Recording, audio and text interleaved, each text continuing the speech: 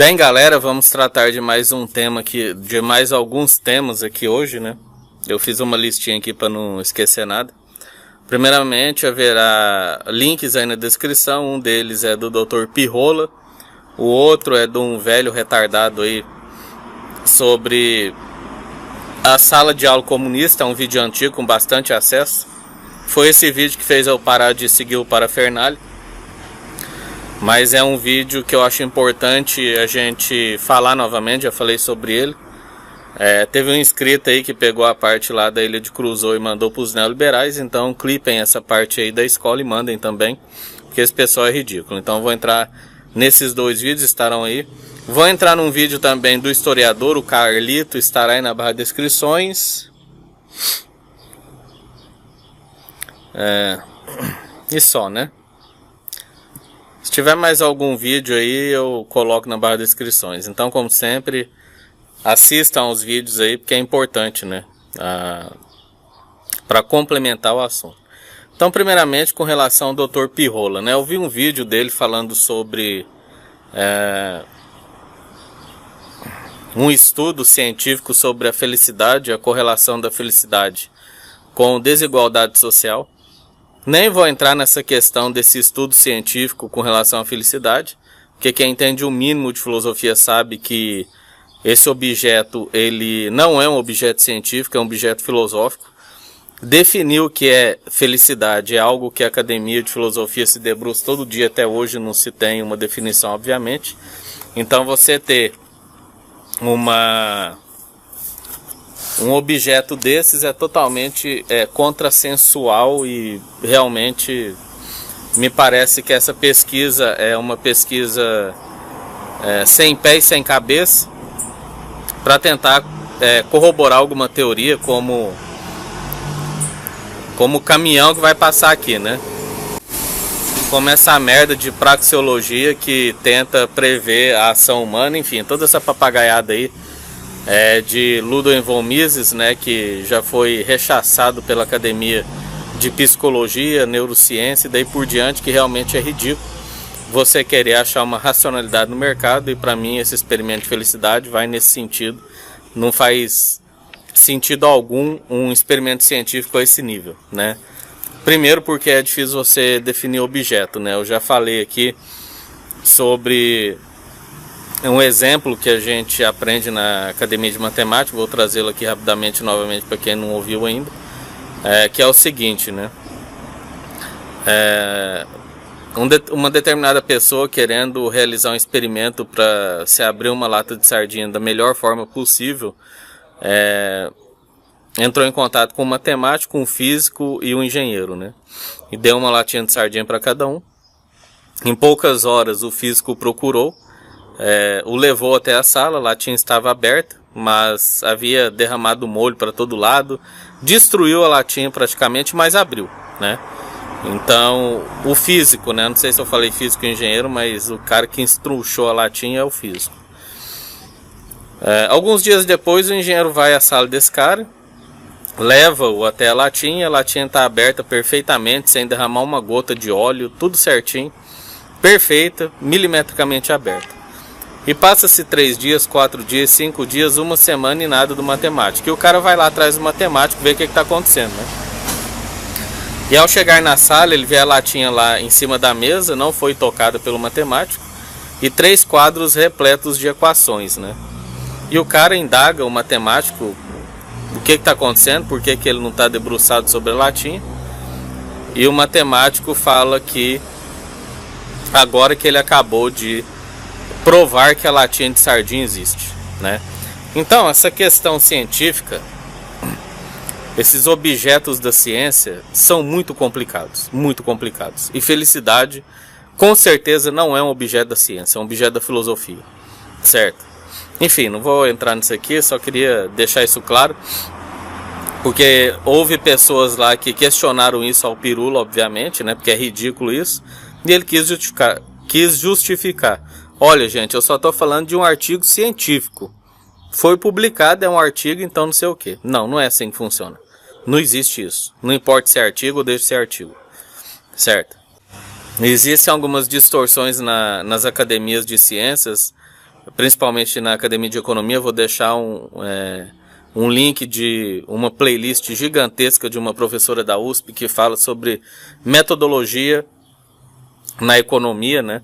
Onde ela critica bastante Milton Friedman, né? Porque Milton Friedman possuía essas ciências ocultas aí, né?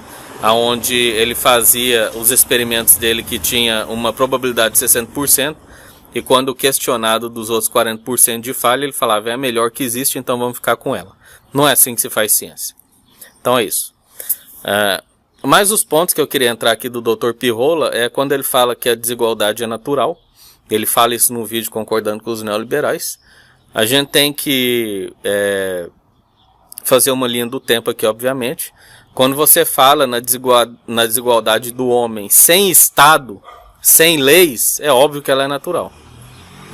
Agora, quando você cria um Estado, quando você cria leis, quando você cria polícia, quando você cria exército, para garantir um acúmulo artificial de riqueza, para garantir que uma pessoa possa acumular sem que a naturalidade o incomode, né? Porque o que é a naturalidade sem o Estado, sem leis, sem exército e sem polícia? O que não tem nada vai lá, mata o que tem muito e pega para ele. Isso é natural do ser humano, que é um animal. Eu não tenho nada. Estou passando fome. Eu e meu grupo aqui de 100 pessoas. Nossos filhos estão passando fome. Tem um cara ali que ele tem toneladas de grãos armazenados. Vamos lá matar todo mundo e pegar esse grão. Isso é natural do ser humano. Isso é natural do animal humano, né? Quando você cria leis, quando você cria Estado, polícia e exército para impedir que essa naturalidade do instinto de sobrevivência humano prevaleça sobre essa acumulação de riqueza, já não tem naturalidade. Então, desigualdade é natural se não tiver Estado, se não tiver leis, exército, se não tiver polícia para garantir essa desigualdade artificial. A partir do momento que você cria esses instrumentos para inibir ações naturais da sociedade, que, repito, seria ir lá matar os caras e pegar tudo, aí já não é mais natural. Então o Pirula falou uma merda gigantesca de que a desigualdade no sistema capitalista é algo natural. Não é.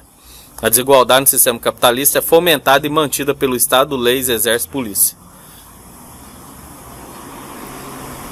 Então, obviamente, Pirola aí dando as suas caneladas neoliberais, como sempre, esse imbecil filho de uma puta. O segundo ponto que ele entra é que ele fala que os salários no Brasil são inchados, né? Ele não usa exatamente essa palavra, mas não lembro a palavra que esse imbecil usa. Mas ele fala que os salários no Brasil são inchados, né? Concordando com essa premissa neoliberal de que o PT aumentou artificialmente os salários, ou seja, com o PT a gente teve os salários chegando a $350, que não é nada, né? O Pirola, que é um mendigo virtual que fica pedindo esmola na internet, nada contra pessoas que fazem isso, né? Pessoas que têm essa questão humanista de caridade, perfeito. Você é um cara de esquerda, é um direito total seu de pedir dinheiro, de pedir doações, pedir ajuda, porque a gente tem esse caráter de caridade. Hoje você está pedindo, amanhã você está ajudando. Isso é uma coisa, isso é uma ideologia. Outra coisa é um filho de uma puta vir com essa conversa fiada aqui, igual esse Pirula, né? De salário supervalorizado, e tá lá pedindo esmolinha na internet, que é o caso do Maestro Boggs, né? É um cara que fala merda o dia inteiro sobre essas questões de caridade, de humanidade, de assistencialismo e daí por diante, mas tá lá pedindo esmola para montar um computador. Então é a incoerência que tá errada, não o fato de pedir. Se você é um cara de esquerda humanista dado a caridade, nada mais justo que você ser receptor e doador. Receptor quando precisar e doador quando puder. Isso não tem incoerência nenhuma. Agora, neoliberalzinho é esmoleiro, é vagabundo, é hipócrita, que é o caso desse Pirula, né? Falar que R$350 é muito dinheiro, sendo que a gente sabe que geralmente no Brasil quem trabalha é o homem, em raras vezes é o homem e a mulher, então somando os dois aí dá $700 vezes 4, R$2.800, dividido por 4 novamente, R$700 por cabeça dentro de uma família. Falar que está super valorizado, isso é uma piada. É uma piada. Bem porque bancos, latifúndios, multinacionais, etc. estão rachando o bico de ganhar dinheiro. Rachando o bico de ganhar dinheiro. Para você falar que está supervalorizado, essas empresas deveriam estar tendo prejuízo. Mas não, cada vez elas lucram mais. Então é o que eu sempre falo, né? Henrizinho Bugalho, Boggs, Pirula. Falar merda dentro do apartamentinho é fácil. Falar merda sem nunca ter pegado um saco de cimento, sem nunca ter batido uma laje, capinado um terreno, é fácil. Então supervalorizado, Pirula, é porque você não trabalha, seu desgraçado. Vai trabalhar por $350? Vai. Você não quer, né? Não quer pegar numa enxada para ganhar isso. Mas tá supervalorizado, né, seu bosta? Outra... Bem, como vocês podem notar, eu esqueci de falar aí da sala comunista, né? Vou falar aqui agora rapidamente, só para ficar gravado aqui. Então, o vídeo que estará aí na barra de descrições, ele fala sobre como seria uma sala de aula comunista, né? Então, a sala de aula comunista, você teria vários alunos ali de várias capacidades, uns mais esforçados, outros menos esforçados. Então você teria alguns muito esforçados tirando notas muito boas e alguns menos esforçados tirando notas muito ruins, né? E a solução do professor comunista seria somar a nota de todo mundo e dividir pela quantidade de alunos fazendo uma média. E assim você teria um sistema comunista e isso geraria problemas, né? Porque o cara que tirava 10, quando ele se sente desincentivado, porque a nota dele pura é 10, mas quando ele soma com o restante da sala, a nota dele cai para 7, então ele vai se esforçar menos. E se esforçando menos, ele vai tirar na próxima prova 7. E tirando 7, quando fizer a média da sala, vai cair para 5, assim sucessivamente, até a destruição total da sala de aula, né, que é a teoria dos comuns aí, que é uma besteira que já foi refutada por uma economista em 1997, não vou entrar nisso aqui agora. Essa é outra história que eu já falei várias vezes aqui da teoria dos comuns, que é uma furada também. Mas há um erro, obviamente, metodológico nesse exemplo, porque esses imbecis nunca leram Marx e não entendem nada do que Marx falava. Primeiro, quem fala para se pegar as notas e dividir pela quantidade de alunos se chama Keynes. Keynes fala para distribuir renda, não é Marx. Marx fala justamente para você distribuir os meios de produção. E do ponto de vista de meios de produção, uma sala de aula normal já é uma sala de aula marxista. Por quê? Porque naquela sala de aula todo mundo tem acesso aos meios de produção.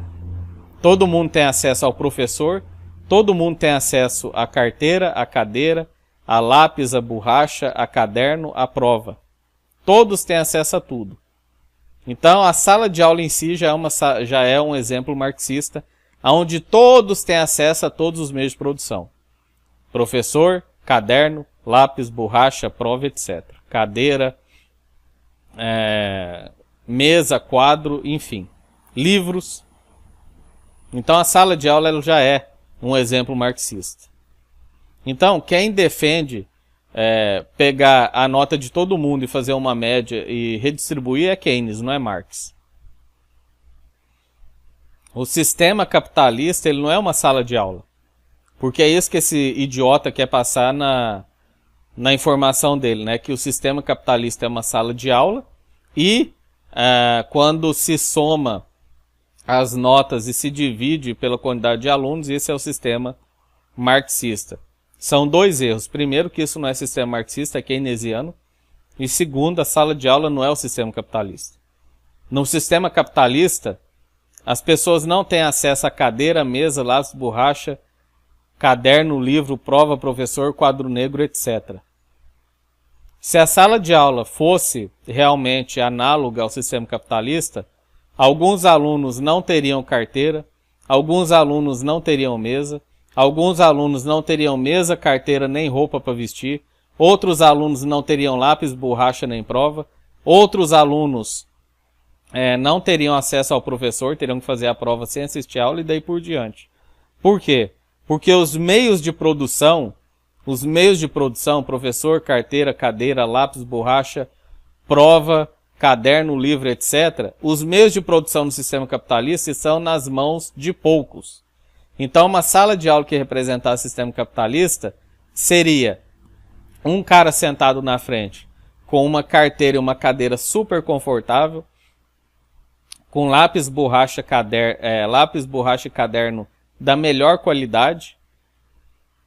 Lá atrás teria um cara que estaria sentado no chão sem roupa e que não conseguiria ouvir o professor direito. Isso seria um exemplo de uma sala de aula capitalista, onde os alunos não teriam acesso aos meios de produção. Então, Karl Marx ele prega que se distribua os meios de produção.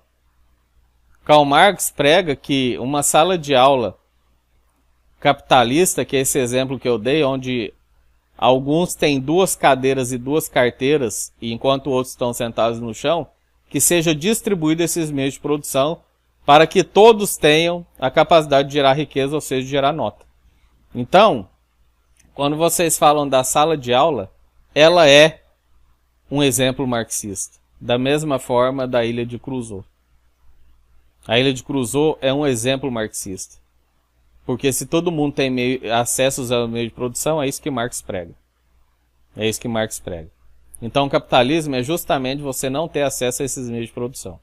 Então errou de 2 maneiras aí. Primeiro, a sala de aula já é marxista, do jeito que ele dá o exemplo no início do vídeo, falando que é capitalista, isso é mentira.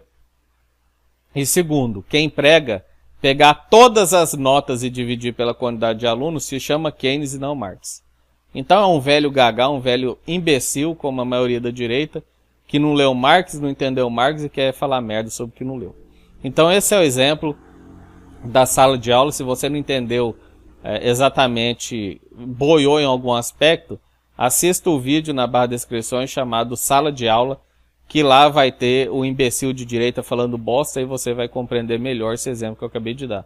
Então pause o vídeo aqui, vai lá, assista e volte que você vai entender o que eu estou falando. Então é isso, galera. Mais um exemplo esdrúxulo da direita, né? Porque esse pessoal não tem capacidade cognitiva nenhuma e só traz esses exemplos aí que quando você vai analisar não tem nada a ver com o que eles querem defender. Então vamos continuar o vídeo aí. Questão que pediram para eu comentar é sobre essa gay aí bolsonarista que foi espancada. Me recuso a comentar qualquer tipo sobre essa pessoa, ela não merece ibope. Não vou dar ibope aqui para essa desgraçada, certo? Eu só vou falar de uma maneira geral. Vou falar só uma coisa sobre esse caso. Estão tratando como um caso de homofobia, mas até onde eu entendi, não tem nada de homofobia nisso. É porque um cara mexeu com a mulher dela, sei lá o que, e ela foi pra cima do cara e foi essa treta aí por causa de mulher. Não tem nada a ver com homofobia, né? Não tem nada a ver com um cara que chega no meio da rua e dá uma lampadada na cara de um camarada sem discussão, sem nada. Isso é homofobia. Você chegar agredindo o cara sem trocar uma palavra. Ali foi uma treta por causa de mulher. É a única coisa que eu vou falar sobre essa bosta. Segundo lugar, falando de um modo geral, bolsonarista defende barbárie.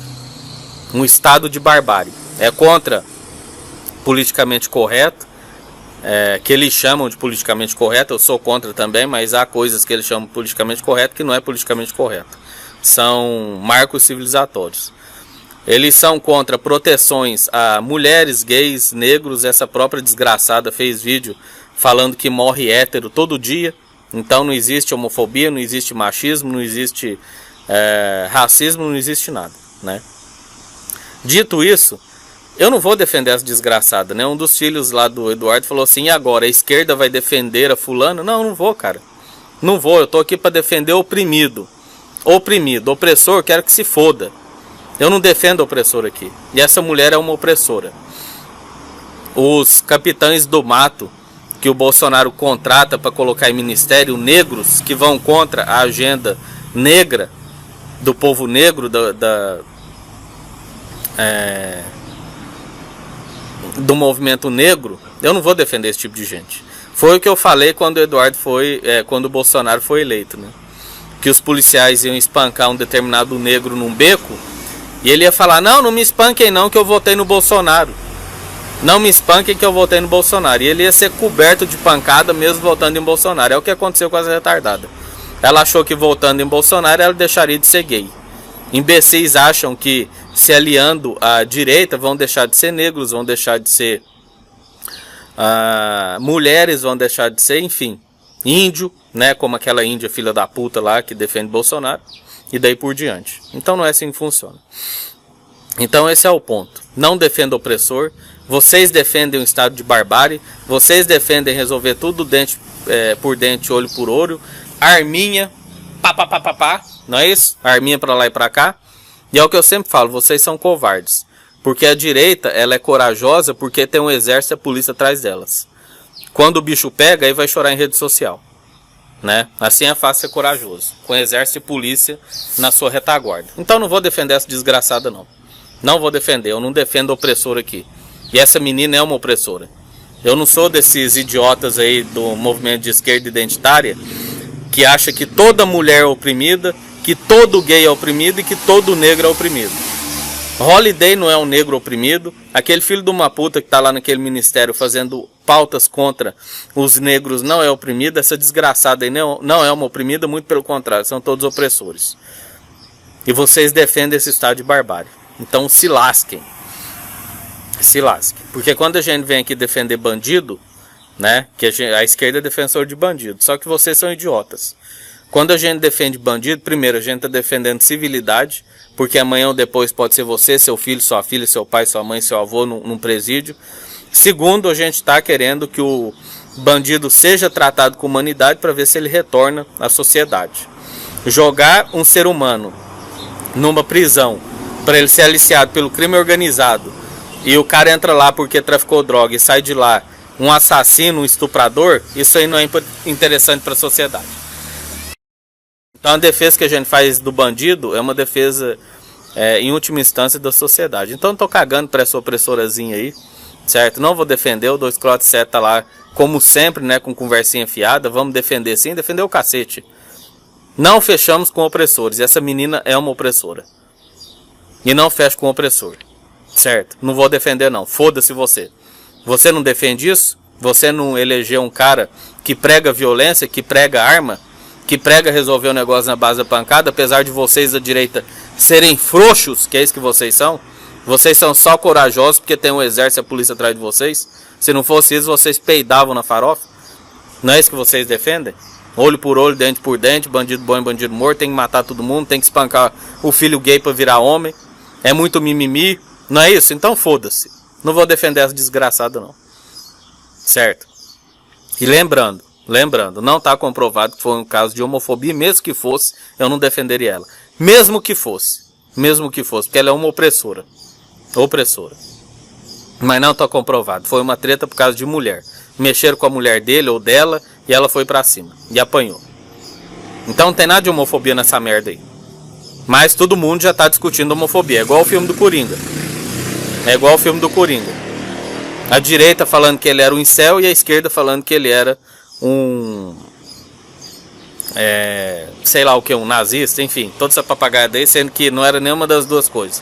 Era um doente mental que parou de ser tratado. O meio forjou ele, pronto. Isso é teoria sociológica, não é de direita nem esquerda. Isso é Emile Durkheim, Max Weber, que vai tratar sobre a sociedade forjando o indivíduo. Não é teoria de direita ou de esquerda, é uma teoria sociológica pura. Bem, falado sobre essa desgraçada aí, que eu quero que se lasque. Tem outra coisa também, né? Então, tem uma pergunta, e se foi a esquerda? E se foi a esquerda que fez isso? O que você tem a dizer a essa esquerda? Primeiro, obviamente, eu duvido que foi a esquerda que tenha feito isso, ou alguém da esquerda. Bem porque era um bairro chique, bolsonarista lá do Rio de Janeiro, pelas informações que eu tive, então duvido que seja cara de esquerda. Segundo, se foi cara de esquerda, foda-se. Mais uma vez, eu não defendo opressor. Eu não defendo fascista. Eu não defendo homofóbico, eu não defendo racista. Então, se foi cara de esquerda, eu passo pano mesmo, foda-se. Se vira lá na polícia. Um processa o outro por lesão corporal e foda-se. Não vou defender neonazista, não vou defender racista, homofóbico, nem nada disso. E principalmente, pessoas que fazem parte desses grupos e vêm nas redes sociais falarem que é mimimi, falarem que que esses grupos não merecem proteção. Não vou defender, certo? Então, se foi cara de esquerda, foda-se. Foda-se. Você tá colhendo o que você plantou. Você não é intolerante? Você não prega resolver tudo à base da pancada, da arminha? Não é isso que você prega? Você não ajudou a eleger um fascistoide que tem um discurso agressivo contra minorias? Então se lasque aí. Não defenda o opressor.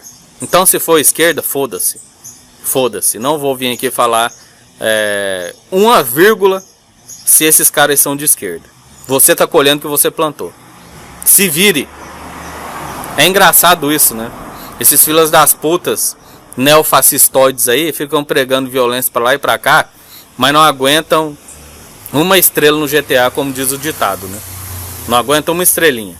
Fica falando que negro tem muito mimimi, gay tem muito mimimi, mulher tem muito mimimi, índio tem muito mimimi, todo mundo tem mimimi. Mas na hora que leva um soco na cara, aí, ai meu Deus, que violência é essa? Vai pra puta que te pariu, não defenda esse tipo de gente. Não defenda o opressor. Certo? Então, da minha boca não sai crítica aqui a qualquer, seja de direita ou de esquerda, ou da puta que pariu, que desce a mão em fascista. Não vai sair defesa da minha boca. Se virem no judiciário, um processo ou outro aí por lesão corporal, e foda-se. Do ponto de vista ideológico, eu não tenho nada a dizer. E por fim, né, o Carlito lá do historiador, comemorando, né, que o YouTube tem uma nova política agora de deletar canais por fake news, né? Então o imbecil estava comemorando lá que agora você vai ter uma política que aonde canais de fake news serão deletados, né? Eu não consigo entender como esse pessoal não aprende, gente. Eu não consigo entender. Eu não consigo entender. É o mesmo erro do PT. Fortaleceu o judiciário, fez lei anticorrupção, voltou tudo nas costas deles. E aqui no YouTube é a mesma coisa. Esse imbecil desse Carlitos, entre outros da resistência aí, defendendo essa nova política do YouTube de derrubar canais por fake news. A pergunta que sempre fica é a mesma. Quem vai determinar o que é o que não é fake news? Quem vai determinar isso? Você sabe como funciona a política do YouTube? É de comunidade. É de comunidade. Eu já fui denunciado por incitação ao ódio. Eu já fui denunciado por conteúdo sexual pornográfico. E quando eu recorri, pedindo que o YouTube analisasse o vídeo, porque não tinha nada disso no vídeo, o YouTube me respondeu que quem manda na comunidade são os membros da comunidade. Então, se um membro da comunidade achou que meu vídeo é pornográfico ou sexual, mas não tem nada disso, quem manda é a comunidade. Eu feri a comunidade de alguma forma e o soberano é a comunidade, então não tinha como retirar as suspensões de 6 meses que eu recebi no meu canal. E vai acontecer a mesma coisa. O que é fake news? O que é fake news? É o que vai contra o senso comum. Se o Carlito fizer um vídeo de história falando sobre a ditadura militar ou sobre o nazismo, isso for contra o senso comum cristão, conservador, bolsonarista, vão sinalizar por fake news. Vão sinalizar por fake news. Porque o fake news hoje está nas universidades. Não está na maioria, né? A gente não tem mais uma segurança de informação, porque as universidades foram descreditadas. Quem deveria ter crédito para dizer ou não que é verdade está descreditado nesse governo. Então o que é verdade? É o que a maioria fala que é verdade. O vídeo que eu fiz ontem, falando sobre cristianismo, sobre Igreja Católica apoiar nazismo, Igreja Católica apoiar o golpe de 64, daí por diante.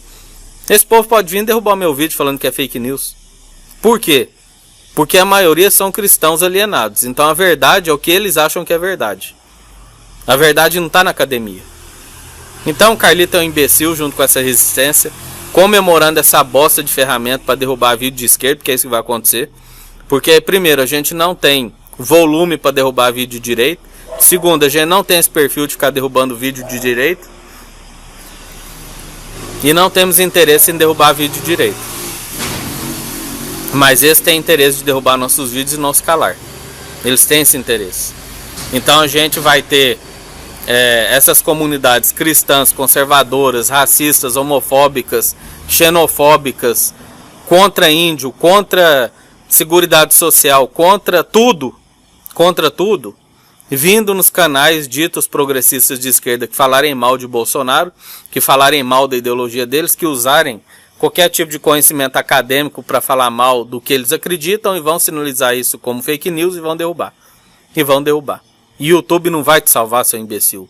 Porque pro YouTube quem manda é a comunidade. Se a comunidade falou que é fake news, ponto final. E mesmo que eles mudem essa política, que eu duvido que eles vão mudar, de deixar a comunidade decidir, a gente não sabe quem está lá do outro lado para decidir o que é fake news ou não. O Carlito é professor de história. Se ele faz um vídeo sobre nazismo e alguém fala que ele está mentindo, quem lá do outro lado vai analisar esse vídeo? Esse cara que vai analisar lá é um professor de história? É formado em história? Entende de história? Entende de nazismo? Então é um tiro no pé gigantesco que mais uma vez a resistência de chuveiro está comprando aí porque são imbecis alienados. Então é isso. Comentem vídeo de resposta. Mandem link de vídeos se vocês querem que eu responda. Links na barra de descrições e como diria o Carlito, né? Mente vazia é a oficina do diabo e também dos isentões aí da resistência, né? Então fique de olho aí tanto com a escória da direita e principalmente com esses pseudo-militantes aí da centro-esquerda. Beleza? Então um abração aí, mande link, mande pergunta, comente, enfim. Até a próxima aí.